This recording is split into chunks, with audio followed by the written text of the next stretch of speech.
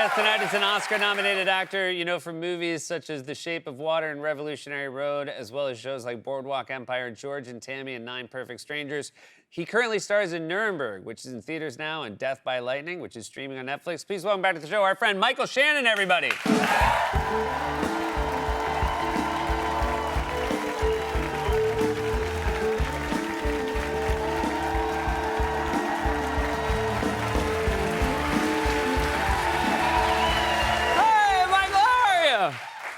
Awesome. I woke up at 5 this morning on my mother's couch in Lexington, Kentucky. Wow. But now that could be that you had a really bad night or a really good night.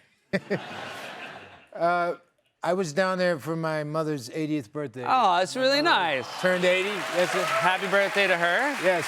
Geraldine. Geraldine, and so you woke up on the couch. You obviously went down there and you had no intentions of getting a hotel room, it sounds like. Oh, no, I actually like sleeping on my mother's couch. Yeah. And particularly, they just got a new cat. Okay.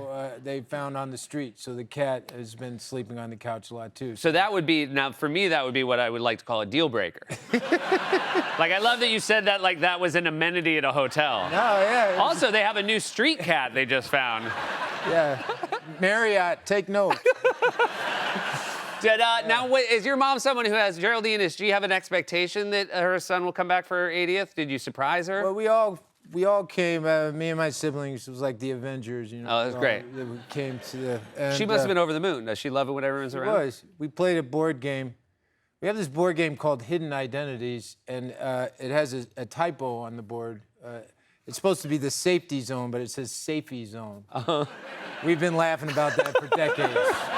Yeah. That seems like a pretty good place to hang out. Yeah. The safety zone. The safety zone. Yeah, Yeah, that's really fun. Like, do you think people are excited when they get the one that prints it wrong? They're like, oh, I've heard from Michael, this makes it a lot more fun. We actually think we might have the only copy of this board game in existence. Wow. I've never seen it anywhere else. Yeah, any version of it, spelled right or spelled wrong. Spelled yeah. right, wrong. I know a lot about board games. I've never heard much about Hidden Identities. Hidden Identities. Yeah. It's a perfect board game for a family to play together, because let's face it, we all really are strangers to one another. Oh, interesting. You know, I knew I should have gotten off this before you made one of your dark turns. That's what I do. That's what I'm known for. Talk to you about family long enough, and then it gets real. Yeah. You 2 years ago, were you here? You were singing with your friend Jason Narducy. You have an REM cover band, and there you are. Jason Narducy. Jason Narducy, and this is fantastic. We loved having you here. You've been touring. Audiences love it. You obviously love doing it, and yet I've also heard you say that you hate when actors have bands. So help me. Who doesn't? Yeah, that's true. So you don't see it as like a problem of hypocrisy. It's just like, look, I like being in it. I just don't like when other ones have. When I see did you say a pond of hypocrisy? No, I just said just general. A frond of a fond. I said it's like, is it in the safety zone? Is it in the safety zone? No, you know, I mean, I swear on a stack of Bibles or whatever book you choose to use. This was supposed to be a one-off thing. When me and Jason just pick a record and we'll play it one time. We played it in Chicago, and people just keep asking us to come around and do it. So and it must be about it. You toured abroad as well. And I mean, I would imagine REM's got a ton of fans abroad, and they must be the same fans who show up to your shows.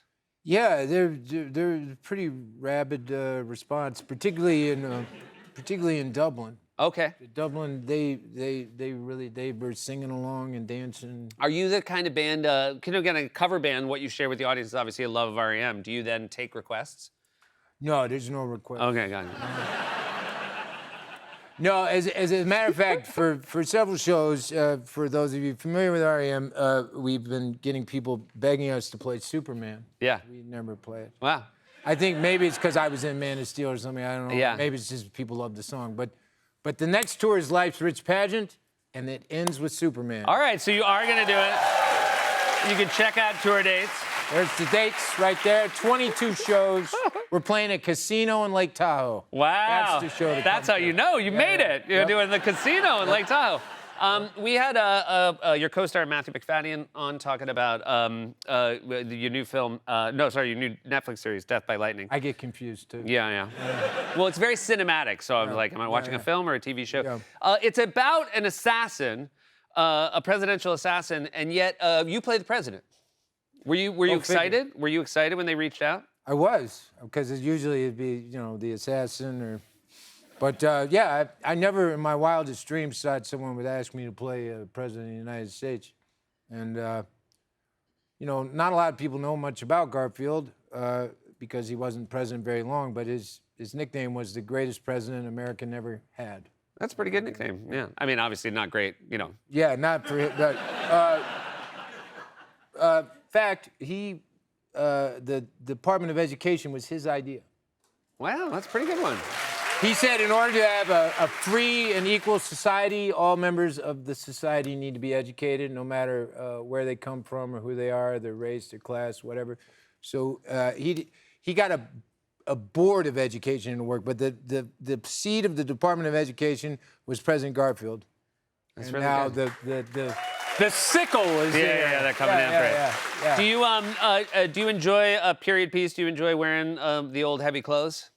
Oh, well, we were shooting in Budapest in the summer, and it was unbelievably hot. Yeah.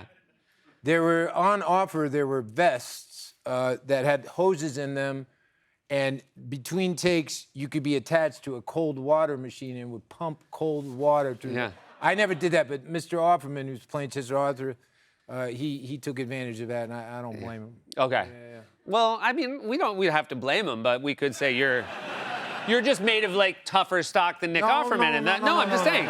Like he sort of takes it to the streets, like he's Mr. Rugged Guy, and now we find out this whole time he's had like cold water hoses. I don't want to be the guy that outs Nick Offerman on TV. Can't put the genie back in the bottle. You don't have. Doesn't matter. I've known Nick since we started out in Chicago theater together. Yeah, it'll be shocked when he finds out you're the one who stabbed him in the back. I want to ask a lot more questions to Michael right after this. For the record, is there any doubt in your mind that Adolf Hitler is dead? I have no doubt. So you are aware that this makes you the only living man who can expound to us the true purposes of the Nazi Party and the inner workings of its leadership? I am perfectly aware of this, yeah. Mm-hmm. Your party, from the very beginning, intended to overthrow the Weimar Republic. That was our firm intention. We're back with Michael Shannon. That was a clip from Nuremberg, everybody.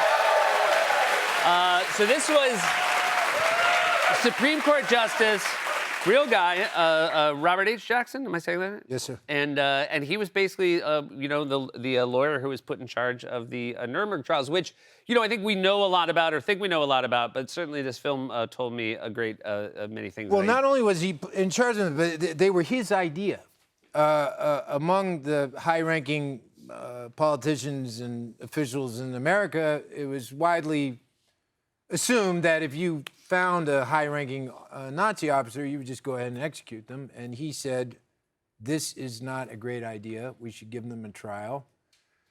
Because if you execute them, you potentially give them the opportunity to be martyrs to a cause. But if you put them on trial and make them try to explain what they did, then the whole world will hear them attempt to do that. Russell Crowe's fantastic, plays Hermann Goring. That courtroom scene, we just saw a clip from there. You guys did it. When you shot it in one take. You would do it all the way through, which is rare for film. Yeah, the production had decided to break the scene up over 3 days to make, because you wouldn't typically shoot 17 pages in one day.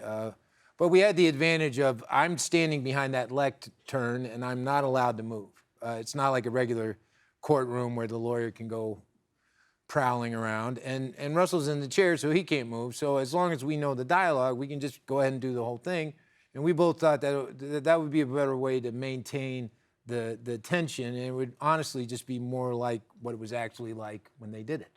And did it feel like a return to your theater roots to get to do 17 pages at once? Yeah, I love it. I love that feeling of just getting lost in something, like forgetting that there's a camera there and really being able to focus on your objective. And I think Russell did too, yeah. You came out of Chicago doing theater there. I came out of Chicago doing improv stuff, but I had never heard of your spontaneous theater, which is, I guess, kind of a combination of the two. When were you doing this, and describe exactly what it was to me? Yes, it's called Bang Bang Spontaneous Theater, it was called. This was back in the 90s in Chicago.